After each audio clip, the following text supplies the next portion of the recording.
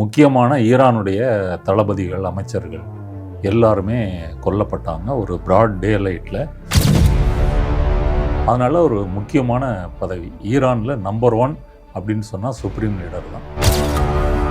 February 3 பதவியேற்ற Mustafa Khamenei அதன் பிறகு எங்கேயுமே அவர் பொது நிகழ்ச்சியில் தோன்றலை, அவருடைய ஃபோட்டோவும் வரல. ஒரு வீடியோவை ஈரான் கவர்மெண்ட் ரிலீஸ் பண்ணுறாங்க. அதில் அவர் இருந்து சக தலைவர்களோடு பேசிகிட்டு இருக்கிற மாதிரி ஒரு வீடியோ.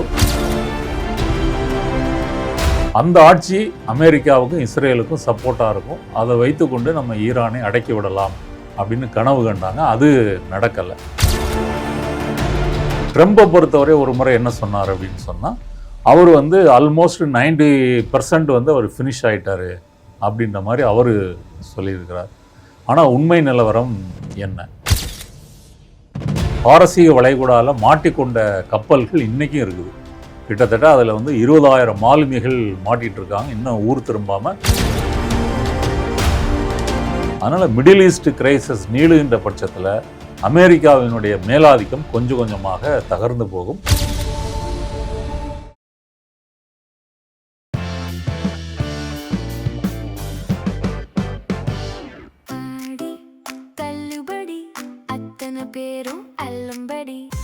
முதல் 60% வரை ஆடி தள்ளுபடியுடன் super Saravana stores, Chennai, Madurai, Kovai. Gem TV நேயர்களுக்கு அன்பார்ந்த வணக்கம். இன்னைக்கு நம்ம கூட பார்த்தீங்கன்னா ஜேர்னலிஸ்ட் நாதன் சார் இருக்காரு. வணக்கம் சார். வணக்கம் சார். முதல்ல இந்த வார் பற்றின விஷயங்கள் கேட்கறதுக்கு முன்னாடி, ஈரானோட சுப்ரீம் லீடர் கொல்லப்பட்டதா இப்போ பரபரப்பாக ஒரு நியூஸ் பரவிட்டு இருக்கு சார். இது உண்மையா sir? Iran supreme leader Mustafa Khamenei இவர் யார் அப்படின்னு சொன்னால், February 28 அமெரிக்காவும் இஸ்ரேலும் போர் தொடுத்த போது ஈரானில் அப்போது இருந்த அயத்துல்லா அலி காமேனி மற்றும் முக்கியமான ஈரானுடைய தளபதிகள், அமைச்சர்கள் எல்லாருமே கொல்லப்பட்டாங்க ஒரு பிராட் டே லைட்டில். அவங்க எதிர்பார்க்காத சமயத்தில் இவங்க உளவுத்துறை தகவல்களை வைத்துக்கொண்டு, அதான் ஃபஸ்ட்டு டே வாரோட முதல் நாள், அப்போ கொன்னாங்க. அந்த இவர் அவருடைய மகன், இந்த முஸ்தபா காமேனி அப்படின்றவர் அயத்துல்லா அலி காமேனியுடைய மகன். அயத்துல்லா அலி காமேனி 1989 சுப்ரீம் லீடராக இருக்கிறார். அதுக்கு முன்னால் ஒரு காமேனி இருந்தார். அவர் தான் இஸ்லாமிக் ரெவல்யூஷனை அங்கே கொண்டு வந்தவர், அதற்கு தலைமை தாங்கினவர். இப்போ அயத்துல்லா அலி காமேனியுடைய சன் முஸ்தபா காமேனியும் February 28 காயமடைந்தார் அப்படின்னு ஒரு செய்தி இருக்குது. இவர் எப்போ பதவியேற்கிறார் அப்படின்னா, மார்ச் 3 இவர் பதவியேற்கிறார் சுப்ரீம் லீடராக. ஈரானுடைய அந்த கவர்மெண்ட் செட்டப் எப்படி இருக்குது அப்படின்னு கேட்டிங்கன்னா, அது மதமும் ஜனநாயகமும் கலந்த ஒரு மிக்ஸ்டு ஃபார்மில் இருக்குது. ஒரு சுப்ரீம் லீடர் கொல்லப்பட்டு விட்டார் அப்படின்னு சொன்னால், அங்கே இருக்கக்கூடிய மத குருமார்கள் சபை ஒரு 80 பேருக்கு மேலே இருக்கிறாங்க, அவங்க தான் எலெக்ட் பண்ணுவாங்க. அவங்க இவரை முஸ்தபா காமேனியை எலெக்ட் பண்ணுறாங்க. இவர்கிட்ட தான் முழு கண்ட்ரோலும், நாட்டினுடைய முக்கியமான அதிகாரங்கள், வெளியுறவு கொள்கை, இராணுவம், IRGC எல்லாமே இவருடைய கண்ட்ரோலில் தான் இருக்கும். அதனால் ஒரு முக்கியமான பதவி ஈரானில் நம்பர் 1 அப்படின்னு சொன்னால் சுப்ரீம் லீடர் தான்.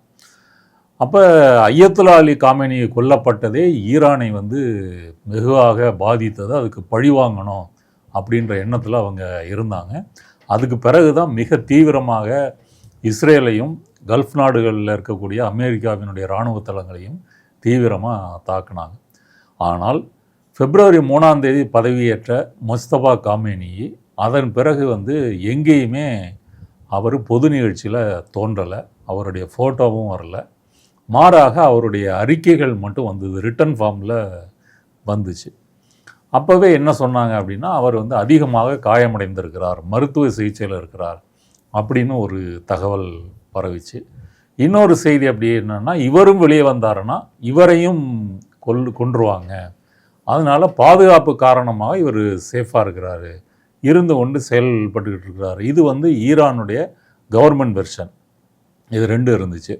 அடுத்தது அயத்துல்லா அலி காமேனி ஒரு 4 மாதம் கழித்து தான் அவருடைய உடல் நல்லடக்கம் செய்யப்படுகிறது. ஈரான் ஃபுல்லாக கொண்டு போனாங்க. அந்த நிகழ்ச்சிக்கு கூட முஸ்தபா காமேனி வரல. தன்னுடைய அப்பாவினுடைய இறுதி சடங்கிற்கு கூட வரல. இப்போ ஒரு வாரத்துக்கு முன்னாடி, ஒரு 10 நாளைக்கு முன்னாடி இஸ்ரேலுடைய ஊடகங்கள் எல்லாம் அவங்களுடைய உளவுத்துறை தகவல்களை எல்லாம் கோட் பண்ணி முஸ்தபா காமேனி கொல்லப்பட்டு விட்டார், அவர் வந்து மருத்துவமனையில் வந்து சேர்த்து சிகிச்சை பலனளிக்காமல் அவர் இறந்து விட்டார், இதனால் ஈரானில் வந்து ஒரு அதிகார போட்டி நடந்துக்கிட்டு இருக்குது அப்படின்ற மாதிரி தகவல் இஸ்ரேலிய ப்ரெஸ் மூலமாக பரவிச்சு. இதை நிறைய தமிழ் யூடியூப் சேனல்கள் எல்லாமே பேசுகிறாங்க. இது உண்மையா அப்படின்னு கேட்டால், இது இஸ்ரேல் சொல்லக்கூடிய எதையும் நம்ம உண்மைன்னு எடுத்துக்க முடியாது. அவங்க வந்து ஒரு வாரில் இருக்கிறாங்க, அதுவும் ஒரு ஆக்கிரமிப்பு போர், ஒரு ப்ராபகண்டான்ற முறையில் நிறைய பொய் சொல்லுவாங்க. ரெண்டாவது, பிப்ரவரி 28 இவங்க முக்கியமான தலைவர்களை கொன்ற பிறகு ஈரானில் ஒரு ஆட்சி மாற்றம் வரும். அந்த ஆட்சி அமெரிக்காவுக்கும் இஸ்ரேலுக்கும் சப்போர்ட்டாக இருக்கும். அதை வைத்துக்கொண்டு நம்ம ஈரானை அடக்கி விடலாம் அப்படின்னு கனவு கண்டாங்க. அது நடக்கலை. ரெண்டாவது, ஈரான் வந்து திருப்பி தாக்குது, அதனுடைய fire power, military power, weapons power, அதை வந்து ஒழிக்கலான்னு முயற்சி பண்ணாங்க, அதுவும் நடக்கலை. அப்போ ஹோர்முஸை ஈரான் மூடி வந்து உலகம் முழுக்க நெருக்கடி ஏற்படுத்துது. இது அமெரிக்காவுக்கு ஒரு நெருக்கடியும் பயத்தையும் ஏற்படுத்துது. இதையும் திறக்க முடியலை. அப்போ இதெல்லாம் சேர்த்து பார்க்கும்போது இவர் இறந்து விட்டார், நல்லா இருக்குமே, இவர் வந்து கொல்லப்பட்டு விட்டார் அப்படின்னு ஒரு தகவல் வந்தால் ஈரானில் மீண்டும் ஒரு மக்கள் புரட்சி ஏதாவது நடந்து ஒரு அதிகார மாற்றம் வந்து வராதா அப்படின்ற முறையில் இஸ்ரேலிய ஊடகங்கள் இதை பரப்பி விடுறாங்க. ட்ரம்பை பொறுத்தவரை ஒரு முறை என்ன சொன்னார் அப்படின்னு சொன்னால், அவர் வந்து ஆல்மோஸ்ட் 90% வந்து அவர் ஃபினிஷ் ஆகிட்டார் அப்படின்ற மாதிரி அவர் சொல்லியிருக்கிறார். ஆனால் உண்மை நிலவரம் என்ன? உண்மை நிலவரத்தை பொறுத்தவரை அவர் பாதுகாப்பு காரணம் கருதி தான் தலைமறைவாக இருக்கிறார். ஒரு கால் அவருக்கு காயம் ஏற்பட்டிருந்தாலும் அந்த காயம் வந்து அவர் செயல்பட முடியாத அளவுக்கு இருப்பதற்கு வாய்ப்பில்லை. ஏன்னா ஈரானில் வந்து சுப்ரீம் லீடர் கவனம் பெற்றுத்தான் எதையும் நீங்கள் முடிவெடுக்க முடியும். அப்படி இல்லை அப்படின்னு சொன்னால், ஒரு கால் அவர் இறந்துட்டாருன்னா இவங்க அடுத்த சுப்ரீம் லீடரை இவங்க எலெக்ட் பண்ணுவாங்க. ஈரானை பொறுத்தவரை அதில் ஒன்றும் பிரச்சனை இல்லை. அவங்க அந்த ஷியா பிரிவு மத நம்பிக்கையின்படியே இந்த மாதிரி போரில் கொல்லப்படுவது அப்படின்றதெல்லாம் தன்னுடைய மதத்துக்காக, மக்களுக்காக தியாகம் செய்வது அப்படின்ற ஒரு கொள்கையை பின்பற்றுறதுனால மரணத்தை கண்டு அவர்கள் அஞ்சுபவர்கள். இவர் இறந்துட்டா அதை சொல்லிட்டு திரும்ப அமெரிக்காவோ இஸ்ரேலையோ அவர்கள் தாக்குவதற்கும் அஞ்ச மாட்டாங்க. மீன் டைம் ஒரு 2-3 நாள் முன்னாடி முஸ்தபா காமேனியினுடைய ஒரு வீடியோவை ஈரான் கவர்மெண்ட் வந்து ரிலீஸ் பண்ணுறாங்க. அதில் அவர் இருந்து சக தலைவர்களோட பேசிகிட்டு இருக்கிற மாதிரி ஒரு வீடியோ, அது ஒரு தேதி குறிப்பிடப்படாத ஒரு வீடியோ, இது வெளியாகிருக்கு. ஏன் தேதி குறிப்பிடல சார்? அது குறிப்பிட்டால் அது பிரச்சனை இல்லை, எந்த நாள் எடுத்தாங்க, அப்புறம் அதை வச்சு எங்கே இருந்திருப்பார், இந்த மாதிரி வந்து எந்த அடையாளமும் தெரியக்கூடாது அப்படின்றதுக்காக அதை சொல்கிறாங்க. இப்போ இதை இஸ்ரேல் ஊடகங்கள், அமெரிக்க ஊடகங்கள்லாம் இது பழைய வீடியோ அப்படின்ற முறையில் அவங்க பிரச்சாரம் பண்ணுறாங்க. ஆனால் உண்மை நிலவரத்தை பொறுத்த வரைக்கும் அவர் வந்து இறக்கலை அப்படின்ற மாதிரி தான் தோணுது. இவரை பொறுத்தவரை 1969 இவர் பிறக்கிறாரு. பிறந்து இந்த மதக்கல்வி தான் படிக்கிறார். இவங்க அப்பா வந்து 89 சுப்ரீம் லீடராக அவர் மாறுறார் இல்லையா, அவரை போல் இவரும் ஷியா பிரிவு மதக்கல்வியெலாம் படிக்கிறாரு. அப்புறம் 79 to 89 நடந்த ஈராக் வார், அந்த போரில் இவர் ஒரு வீரராக கலந்து கொள்கிறார், இராணுவ வீரராக. அப்படிப்பட்ட அனுபவமும் இருக்குது. இவரை பொறுத்த வரைக்கும் ஒரு ஹார்ட்லைன் எடுக்கக்கூடியவர் அப்படின்னு சொல்கிறாங்க, கராராக முடிவுகளை எடுக்கக்கூடியவர். இப்போ அயத்துல்லா அலி காமேனி இறந்த பிறகு இவரை வந்து தெரிவு செஞ்சுருக்கிறதுனால ஈரான் வந்து இனி வரக்கூடிய காலங்களில் உறுதியாக இருக்கும். இந்த IRGCன்னு சொல்லக்கூடிய அந்த இஸ்லாமிய புரட்சிகர காவல் படை, அந்த ஐஆர்ஜிசி தான் ஈரானை பொறுத்த வரைக்கும் நம்பர் 2.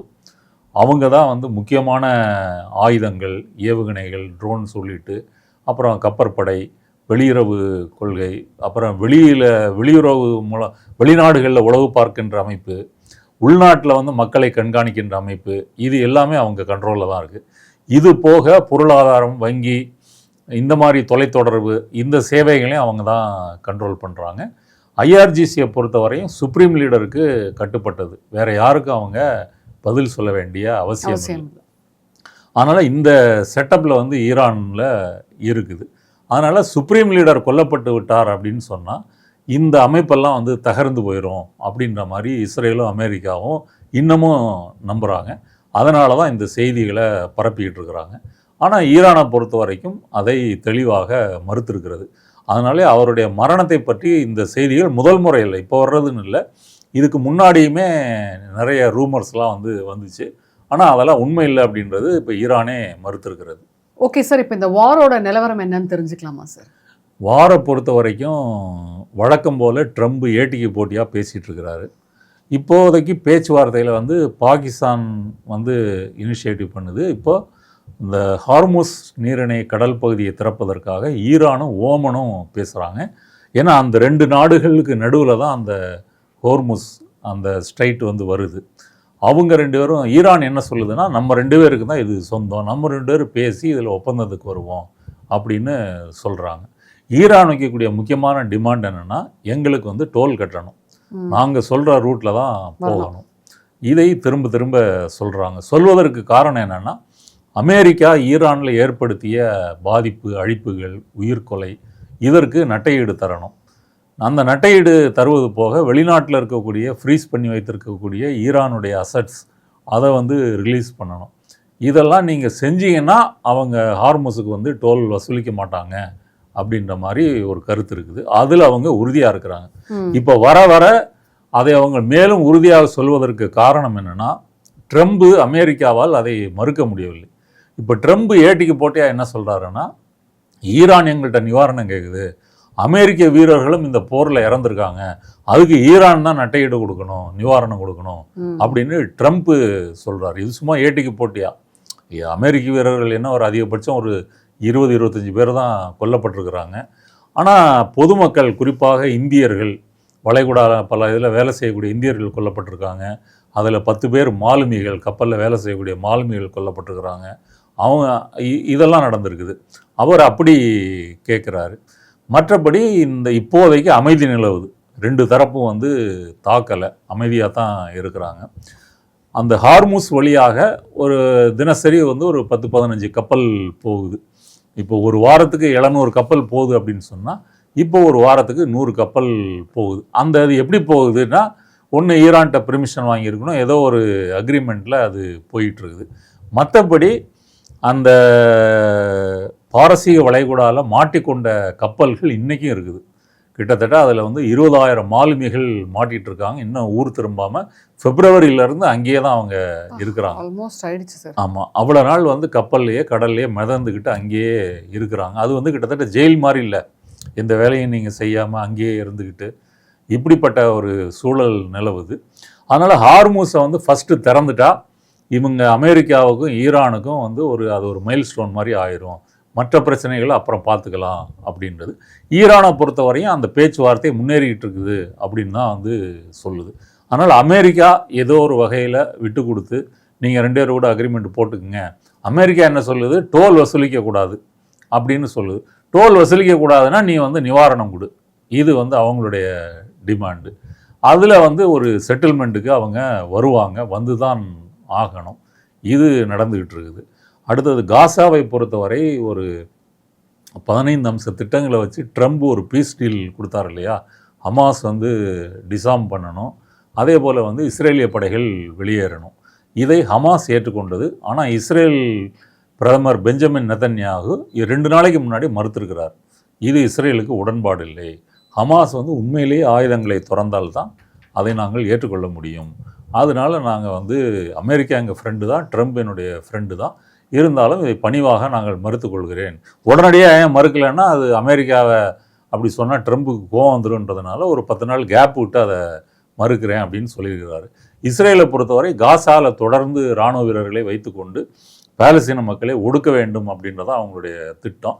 லெபனான்லேயும் அவ்வப்போது குண்டுகளை போட்டு தாக்கிக்கிட்டு தான் இருக்கிறாங்க.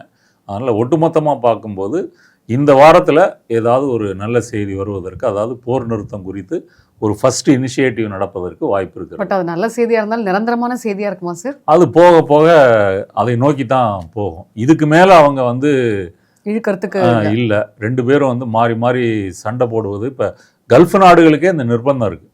இப்போ இப்போ இடையில வந்து சவுதி அரேபியா, துருக்கி, பாகிஸ்தான் இந்த 3 நாடுகளும் ஒரு ஒப்பந்தம் போட்டிருக்காங்க. ஒரு நாடு தாக்கப்பட்டால் மற்ற 2 நாடுகளும் தாக்கப்பட்டதாக கருதி உதவி செய்யணும் அப்படின்ற முறையில். இதெல்லாம் அமெரிக்காவுக்கு பிரச்சனை. ஏன்னா அமெரிக்கா தானே இவங்களுக்கு வந்து ஒரு கார்டியனாக கல்ஃப் நாடுகளில் இருந்துக்கிட்டு இருக்குது. இப்போ அவங்களுக்குள்ளேயே ஒரு காம்பினேஷன் வருது, நேட்டோ மாதிரி ஒரு அலையன்ஸ் வருது அப்படின்னா அமெரிக்காவுக்கு அது வீக்கு. அதனால் மிடில் ஈஸ்ட் கிரைசிஸ் நீளுகின்ற பட்சத்தில் அமெரிக்காவினுடைய மேலாதிக்கம் கொஞ்சம் கொஞ்சமாக தகர்ந்து போகும். இப்போவே தகர்ந்து தான் போகுது. அதை பார்க்கும்போது இன்னொன்று வந்து நவம்பரில் அமெரிக்காவில் எலெக்ஷன் வருது. அந்த எலெக்ஷனில் ரிப்பப்ளிக்கன் பார்ட்டி வந்து ஜெயிச்சே ஆக வேண்டிய ஒரு நிர்பந்தத்தில் ட்ரம்ப் இருக்கிறார். இல்லைன்னா ஒரு பாராளுமன்றத்தில் அவருக்கு நம்பர்ஸ் கிடைக்காது. அந்த பிரச்சனையும் இருக்குது. இதையெல்லாம் வைத்து பார்க்கும்போது அமெரிக்கா இந்த ஒப்பந்தத்திற்கு வந்து தான் ஆகணும். நன்றி சார். நன்றி.